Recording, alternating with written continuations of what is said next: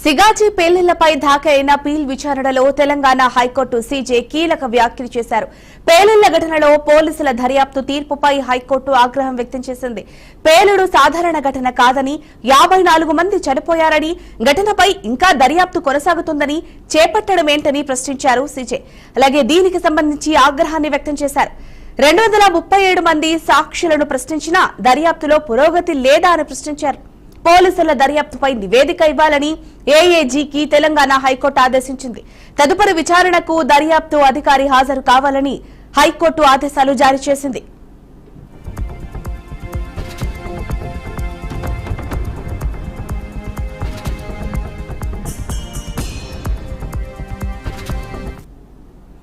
దీనికి సంబంధించిన మరింత సమాచారాన్ని మా అవుట్పుట్ ఎడిటర్ వెంకట్ అందిస్తారు. చెప్పండి వెంకట్, దీనికి సంబంధించి మీ దగ్గర ఉన్న అప్డేట్స్ ఏంటి?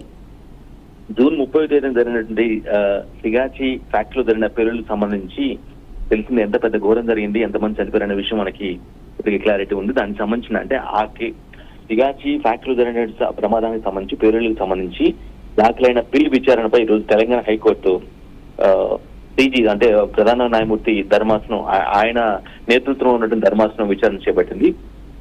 చాలా స్పష్టంగా విచారణ తీరుని ఖండించింది.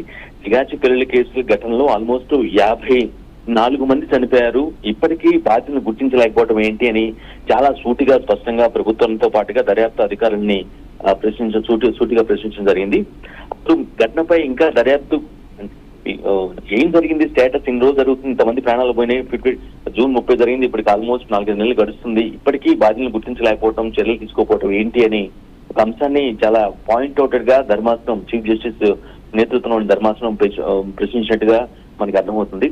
ఇంకా ఘటనపై దాని డీటెయిల్స్ అడిగితే ఇంకా ఘటనపై దర్యాప్తు జరుగుతుంది అని అడగటం కూడా ప్రశ్నించింది, తప్పుపట్టింది. 237 మంది సాక్షులను ప్రశ్నించిన దర్యాప్తులో పురోగతి లేదా అని పాయింట్ అవుట్ చేయడం జరిగింది. అంటే ఏదైతే వీళ్ళ వర్షన్ చెప్పుకున్నారో పిటిషనర్ కాకుండా ప్రతివాది ఎవరైతే ఉన్నారో ఆయన చెప్పినటువంటి పాయింట్స్ ఏవైతే కోర్టు సబ్మిట్ చేశారో, ఇప్పుడు ఈ కేసు విచారణకు సంబంధించి మేము 237 మందిని విచారించామని కోర్టుకు తెలిపారు. సో ఆ పాయింట్ కూడా పడుతున్నారు. 237 మందిని కూడా విచారించిన తర్వాత కూడా మీరు బాధ్యతలు గుర్తించలేరా, ఎవరైతే దీనికి కారణం ఇంతమంది ప్రాణాలు పోవడానికి కారణమైన వ్యక్తులు మీరు శిక్షించలేకపోయారా అంటూ చాలా పాయింట్ అవుట్ గా సూటిగా చీఫ్ జస్టిస్ పరిశీలన జరిగింది. పేలుని ఘటనకి ఇప్పటి వరకు బాధ్యుల్ని గుర్తించలేకపోవడం ఏంటి అనే పాయింట్ కూడా మెన్షన్ చేశారు. పేలుపై ప్రత్యేక దర్యాప్తు బృందాన్ని ఏర్పాటు చేసి ఉండొచ్చు కదా అని ఒక సలహా కూడా, అంటే ఒక సజెషన్ కూడా, అంటే ప్రభుత్వమా లేదంటే ప్రభుత్వం మిస్ చేసిందేమో, ఈ ఒక ప్రత్యేక దర్యాప్తు అధికారిని పెట్టి చేయించుంటే ఇంకా కొంత పవర్ఫుల్ గా, ఇంకా ఇంపాక్ట్ఫుల్ గా, ఇంకా త్వరగా జస్టిస్ ఏదంటే బాధ్యులు ఎవరైతే దానికి కారణమైనటువంటి 54 మంది ప్రాణాలు పోవడానికి కారణమైన వ్యక్తి యొక్క వ్యక్తుల విషయం బయటకు వచ్చేది, వారిని శిక్షించే వారు ఉండేవాళ్ళు కదా అనే పాయింట్ కూడా ఆయన మెన్షన్ చేశారు.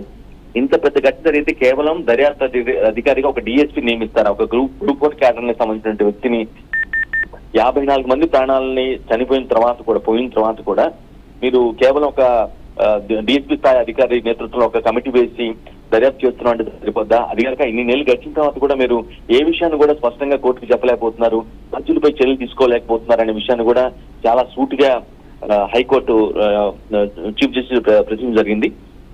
పోలీసుల దర్యాప్తుపై నివేదిక ఇవ్వాలని ఏఏజీకి తెలంగాణ హైకోర్టు ఆదేశించింది. ఏదైతే తెలంగాణ అడ్వకేట్ జనరల్ ఎవరైతే ఉంటారో ప్రభుత్వం తరఫున కొన్ని కేసులు వాదిస్తూ ఉంటారు, ప్రభుత్వం అతన్ని అడ్వకేట్ జనరల్ గా పెట్టుకుంటుంది కాబట్టి, సో ప్రభుత్వం ఇన్వాల్వ్ అయినటువంటి ప్రతిదాన్ని కూడా ఆయన వాదిస్తూ ఉంటారు కాబట్టి ఆ ఏఏజీకి సపరేట్ నివేదిక, అంటే పోలీసుల దర్యాప్తులపై నివేదిక ఇవ్వాలని, ఇప్పటివరకు మీరు ప్రభుత్వం తరఫున ఒక ఇన్సిడెంట్ పైన ఒక విచారణ వేస్తారు, దానికి సంబంధించిన నివేదికని సమర్పించాలని ఏఏజీకి హైకోర్టు ఆదేశం జారీ చేయడం జరిగింది. తదుపరి విచారణకు దర్యాప్తు అధికారి హాజరు కావాలని స్పష్టంగా ఆదేశించింది. అంటే ఎవరైతే ఇప్పుడు డిఎస్పీ స్థాయి అధికారి నేతృత్వం వహిస్తున్నారో ఆయన అండర్లో విచారణ జరుగుతుంది సిగాచి పేలుళ్ల కేసు సంబంధించి. ఈసారి జరగబోయే విచారణకి, నెక్స్ట్ విచారణ ఎప్పుడైతే జరగబోతుందో ఆ సమయానికి ఖచ్చితంగా డిఎస్పీ అధికారి కూడా ఎవరైతే ఈ విచారణని చేస్తున్నారో అతన్ని ఖచ్చితంగా అటెండ్ అవ్వాల్సిన అవసరం ఉంది. ఆయన వర్షన్ కంప్లీట్ గా ఆయన దర్యాప్తు సంబంధించి వివరాలు మొత్తం కూడా పూర్తిగా ఇవ్వాల్సిందని చాలా స్పష్టంగా హైకోర్టు చీఫ్ జస్టిస్, అంటే ఒక మాట చెప్పాలంటే చాలా క్లియర్ కట్ గా ప్రభుత్వాన్ని కావచ్చు లేదంటే విచారణ అధికారి ఎవరైతే ఉన్నారో వారి తీరుని పూర్తిగా ఖండన చేస్తూ సుప్రీంకోర్టు చీఫ్ జస్టిస్ కీలక వ్యాఖ్యలు చేయడం జరిగింది. మనకి తెలిసిందే ఆ రోజు ఏం జరిగిందనేది, ఎంత పెద్ద స్థాయిలో ప్రమాదం జరిగింది, ఎంతమంది, తొలుత 12 మంది మాత్రమే జూన్ 30వ తారీఖు జరిగిన ఘటనలో కేవలం తొలుత 12 మంది చనిపోయారు అనుకున్నారు. కానీ 4-5 రోజుల వ్యవధిలోనే ఆ సంఖ్య 54 వెళ్ళిపోయింది. ఇంతమంది చనిపోయిన తర్వాత ఇప్పటికీ కూడా బాధ్యతను శిక్షించలేకపోవడం ఎంత దారుణమైనటువంటి ఇన్సిడెంట్, ఎంత ప్యాథటిక్ గా ఉంది విచారణ దర్యాప్తు విధానం కావచ్చు, లేదంటే ప్రభుత్వం వ్యవహరిస్తున్న వ్యవహారం సరిగా లేదు అనే విషయాన్ని మాత్రం తెలంగాణ హైకోర్టు చీఫ్ జస్టిస్ చాలా స్పష్టంగా సూటిగా ప్రశ్నించారు. ఖచ్చితంగా అట్ ది ఎర్లియస్ట్ చర్యలు తీసుకోవాలి. అట్ ది సేమ్ టైం తదుపరి విచారణలో పూర్తి స్థాయిలో వివరాలతో పాటుగా ఎవరైతే విచారణ చేస్తున్నటువంటి అధికారులు ఉన్నారు, డిఎస్పీ స్థాయి అధికారి, అది ఖచ్చితంగా అటెండ్ కావాలంటూ ఆదేశించింది Jhansi Rani. Right, thank you Venkat for the updates.